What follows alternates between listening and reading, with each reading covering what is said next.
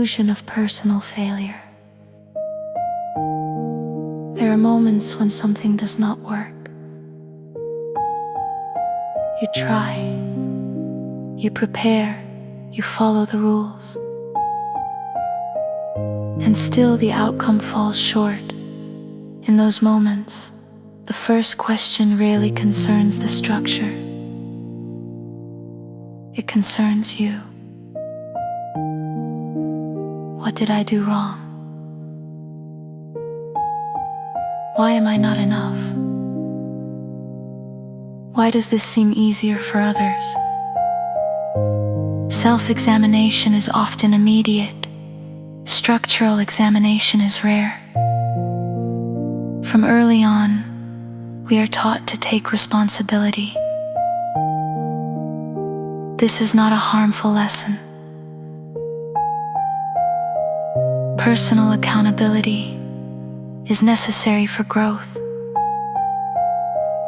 But accountability without context easily becomes self-blame. When an outcome does not match expectation, we internalize the gap.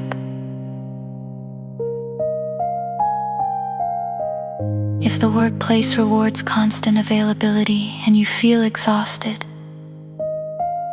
you assume you lack stamina. If the education system measures intelligence through speed, you assume depth is inefficiency. If family harmony depends on your silence, you assume your voice is disruptive. Over time, repeated friction between individual capacity and systemic demand begins to feel like personal deficiency. You forget to ask, what was this structure designed to optimize? Every system optimizes something. Efficiency, obedience, profit, stability, reputation, growth.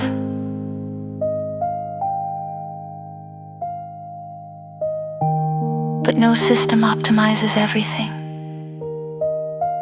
When you struggle inside a system, it does not automatically mean you are failing. It may mean your natural rhythm does not align with what is being rewarded. This distinction matters,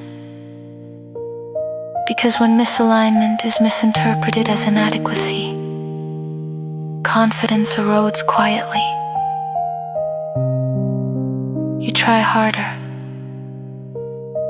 You adjust more. You stretch beyond capacity. And when effort increases without proportional ease, self-criticism intensifies. Perhaps I am simply not disciplined enough, not resilient enough, not ambitious enough. Rarely do we consider that the structure itself may be narrow. This is not an invitation to reject challenge. Growth requires effort. But there is a difference between growth and distortion. Growth expands you. Distortion bends you. When a system consistently demands traits that contradict your stability, something begins to strain. You may still succeed externally, but internally, tension accumulates. The illusion of personal failure thrives in silence. We compare outcomes without comparing conditions. We measure ourselves against standards without examining who designed them. And because systems are larger than individuals, questioning them can feel impractical, even naive. So we turn inward. It feels more controllable to fix yourself than to analyze a structure.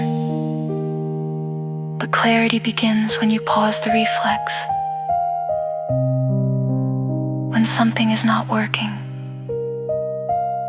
ask 2 questions instead of 1.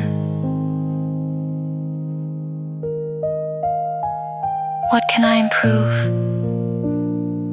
And what is this environment optimizing? Both can be true.